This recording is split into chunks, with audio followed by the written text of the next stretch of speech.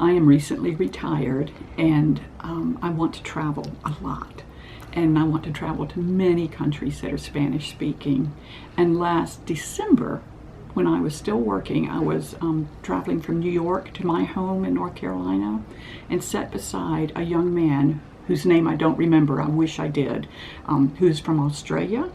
And he had been to school at CRLA, and the entire trip from New York to North Carolina, all we talked about was his school and how much he liked it. So when I started thinking about what I was going to do to learn Spanish in a more immersive way, I just Googled you guys, because he was a walking advertisement for you all, and talked to Carolina a couple of times and a couple of emails, and it seemed to be a great fit for me. So you all are my solo voyage as an independent retired traveler, and it's been great. I'm really surprised at how much Spanish I have learned, how quickly.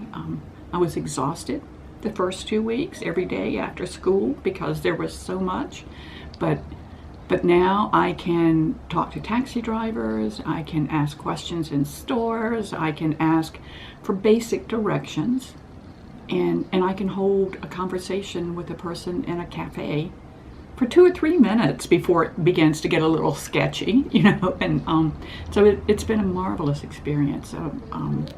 The teachers, the two that I know at any rate, Gabrielle and Marcia, have both been great.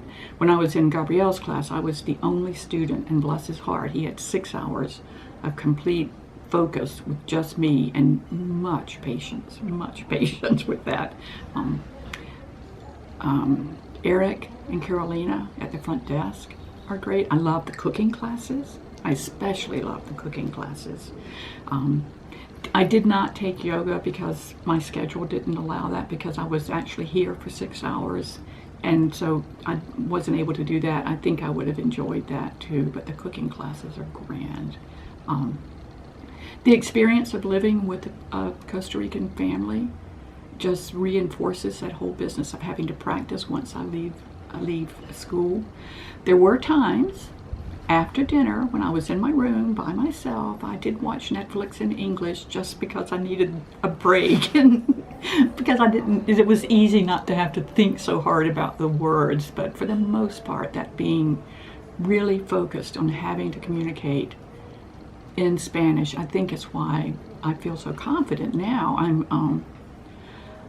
I know I butcher the grammar, and sometimes the words are wrong, but I'm confident enough to go ahead and talk, to just say it out loud, and between words and kind of weird looks and hand gestures, I'm able to communicate what I need to, and that's what I really wanted from a language school. I wanted to be able to communicate, and I think that's what I've accomplished here, and I'm really grateful.